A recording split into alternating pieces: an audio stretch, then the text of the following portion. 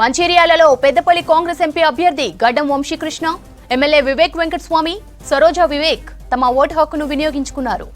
ఇటు జూబ్లీహిల్స్ లో మాజీ ఉపరాష్ట్రపతి Venkaiah Naidu, cine hero Allu Arjun, junior NTR దంపతులు, నటుడు సుమంత్, దర్శకుడు తేజ క్యూ లైన్ లో నిలబడి ఓటు వేశారు. మరోవైపు మహబూబ్ నగర్ లోని బ్రిలియంట్ గ్రామర్ స్కూల్లో కాంగ్రెస్ ఎంపీ అభ్యర్థి వంశీచంద్ రెడ్డి, బీజేపీ ఎంపీ అభ్యర్థి డీకే అరుణ ఓటు వేశారు. హైదరాబాద్ బీజేపీ ఎంపీ అభ్యర్థి మాధవీలత ఓటు హక్కు వినియోగించుకున్నారు.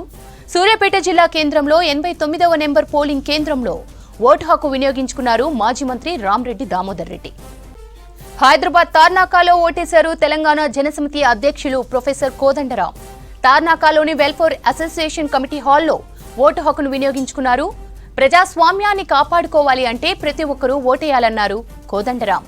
బాధ్యతాయుతమైన ప్రభుత్వాలు రావాలంటే ఓటు హక్కును సద్వినియోగం చేసుకోవాలని కోరారు కోదండరాం. ప్రజాస్వామ్యానికి మూల స్తంభం లాంటిది. మన ఓటు హక్కును సరిగ్గా వినియోగించుకోగలిగితేనే పౌరులుగా మన బాధ్యతను నిర్వర్తించినట్టు అవుతుంది. మనం ఓటు హక్కును సరిగ్గా వినియోగించుకుంటేనే బాధ్యతాయుతమైన ప్రభుత్వాలు ఏర్పడతాయి, ప్రజాస్వామ్యం బలపడతాయి.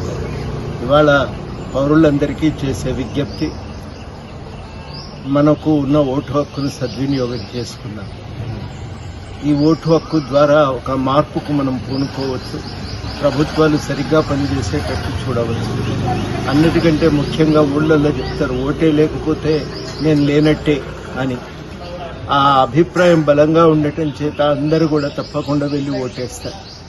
నేను బతికే ఉన్నా, నాకు ఓటు కూడా ఉంది కదా, నన్నెందుకు గుర్తిస్తలేరు అని తమకు ఏదైనా ప్రభుత్వ విధానం అమలు కాకపోతే గట్టిగా నిలబడి అడుగుతారు.